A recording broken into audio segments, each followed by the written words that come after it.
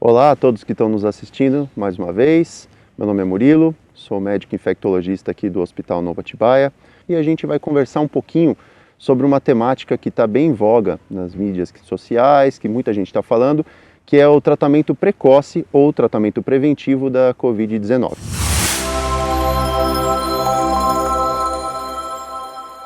Recentemente, a gente tem visto que tem vários artigos, várias coisas saindo, muitas pessoas falando contra e muitas pessoas falando a favor, e isso gera muita confusão.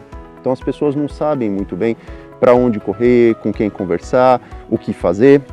E a gente estando no meio da pandemia, a gente vê que tem números de mortes acontecendo num canto, políticas que estão mudando em outros, e a gente realmente fica um pouco perdido, né? Então o que a gente tem que saber com relação a tratamento precoce, né? Covid-19 é uma doença que tem um cunho inflamatório. Com isso, a gente tem todas aquelas reações no corpo, tem tudo aquilo que pode acontecer, e a ideia da gente ter esses tratamentos precoces era justamente evitar que esse tipo de reação inflamatória venha a se desenvolver, a pessoa não demonstre sintomas, né, não faça aquela gravidade e não desenvolva uma doença grave que precise de internação hospitalar, precise de UTI, precise de qualquer outra coisa nessa linha. Essa é o que a gente visa com esse tipo de tratamento em qualquer doença, quando a gente pensa nesse tipo de alteração. Muito bem. Para o caso da Covid, o que aconteceu? Inicialmente, a gente teve vários estudos que foram publicados, alguns papers, com relação ao uso da hidroxicloroquina, né? Que foi aquela primeira que a gente viu tudo que desencadeou. Depois disso, a gente teve outras linhas de pesquisa, então temos ivermectina, zinco, cobre, tem várias coisas que foram levantadas como sendo possíveis tratamentos, né?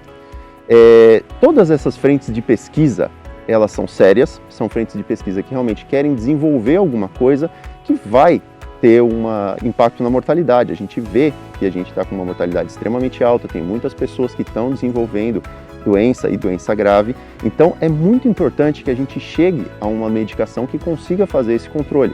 Só que da mesma forma que é importante, a gente precisa saber quando usar uma medicação e a gente precisa saber quando ela tem ou não a eficácia, certo?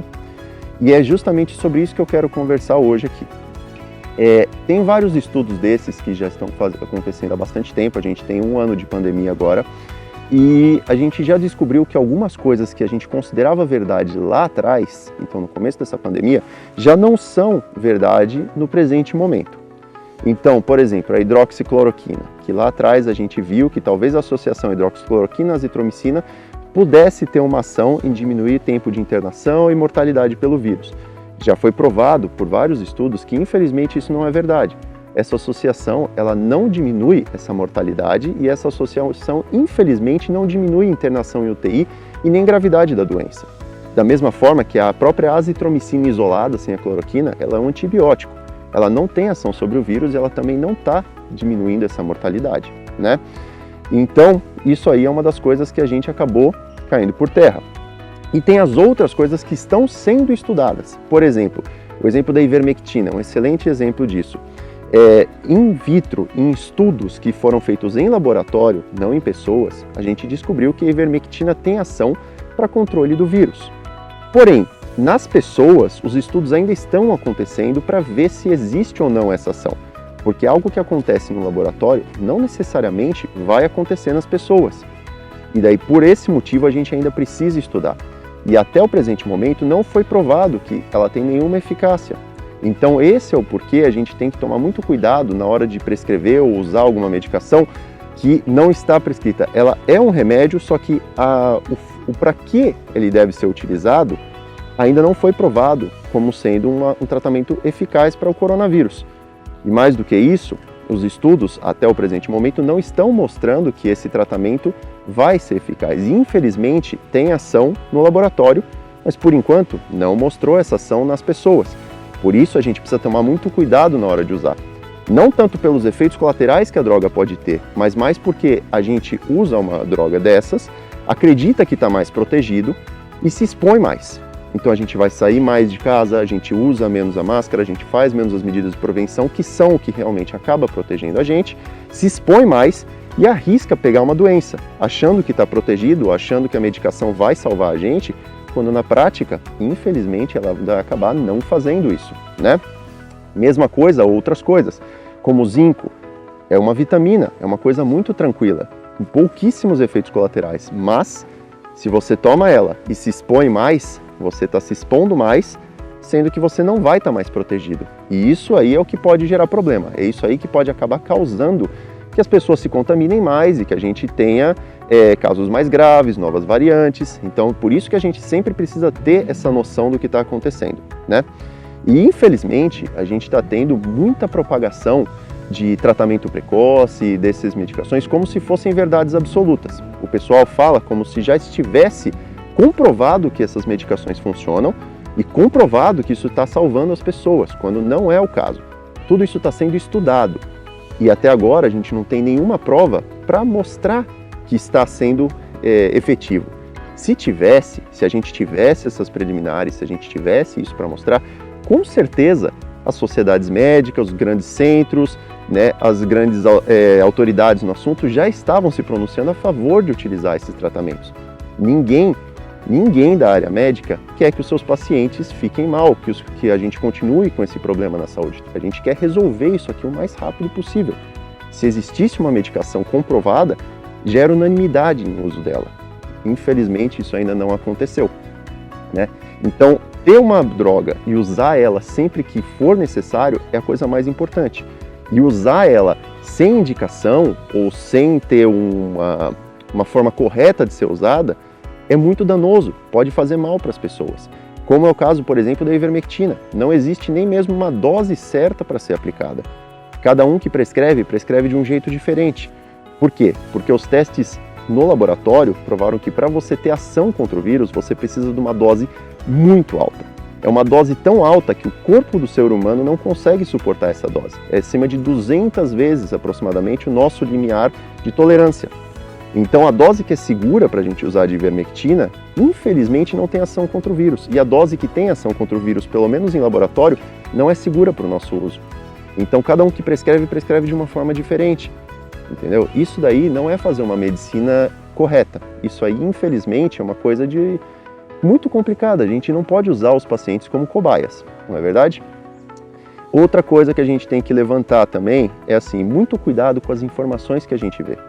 Porque hoje em dia tem muita informação circulando, muita, de todos os lados. Todas as pessoas falam, desde pessoas que sabem muito a pessoas que não sabem absolutamente nada, e todo mundo compartilha a sua opinião. Então, muito cuidado com tudo que vocês forem ver. Chequem todos os fatos. Não levem o que as pessoas estão falando como verdade, mesmo se elas apresentam como infectologistas. O que eu estou falando aqui, eu quero que vocês chequem também. Não quero que vocês levem nada do que eu estou dizendo como verdade absoluta, pelo simples fato que eu sou médico, sou infectologista e trabalho aqui. O que eu posso falar é pela nossa realidade no hospital. Nós aqui no Novo Atibaia não utilizamos essas terapias que ainda não foram comprovadas. E nós temos uma das menores mortalidades do Brasil, em termos de pacientes de UTI e em termos de pacientes de enfermaria. Porque o que modifica é uma assistência de qualidade, é uma assistência com os tempos corretos, é um tratamento com terapia intensiva sempre que necessário, com tratamento de oxigênio, com a prona, com todas aquelas medidas que a gente sabe que vai resolver. E não utilizando medicações que infelizmente ainda não foram comprovadas.